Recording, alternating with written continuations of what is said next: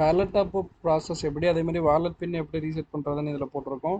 Wallet பின் reset பண்ணுறதுக்கு CSC login பண்ணதுக்கப்புறம் left சைடில் சர்வீசஸ் டேஷ்போர்ட்லாம் இருக்கும். அதில் போயிட்டு மை அக்கௌண்ட், அதுக்கப்புறம் மை ப்ரொஃபைல், அதில் போனீங்கன்னா சேஞ்ச் வேலட் பின் ஆப்ஷனே கொடுத்துருப்பாங்க. வேலட் பின் கரண்ட் வேலட் பின் நோன்னு கொடுத்துட்டு புதுசாக வந்து நீங்கள் ரீசெட் பண்ணிக்கலாம். நோன் கொடுத்ததுக்கப்புறம் மொபைல் ஓடிபி அப்புறம் 6 டிஜிட்டில் பின்னு நீங்கள் செட் பண்ணிக்கணும். அந்த டிஜிட் வச்சு தான் அந்த பின் வச்சு தான் நீங்கள் ட்ரான்சாக்ஷன் பண்ண முடியும். நெக்ஸ்ட்டு வேலட் டாப் அப்க்கு என்ன ப்ராசஸ்னு போட்டிருக்கேன்.